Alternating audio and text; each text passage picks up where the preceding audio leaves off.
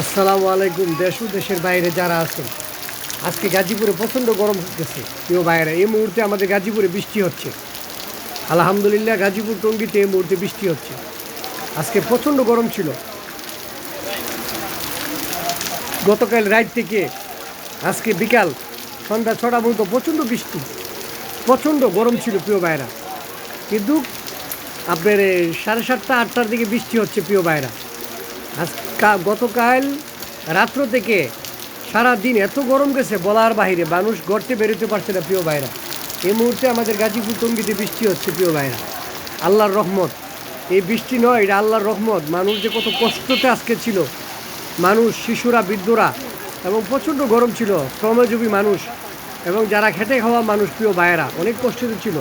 এই মুহূর্তে আমাদের বৃষ্টি হচ্ছে প্রিয় ভাইয়েরা, আল্লাহর রহমত, আলহামদুলিল্লাহ। প্রিয় ভাইয়েরা, এই মুহূর্তে আপনাদের থেকে আমি বিদায় নিচ্ছি।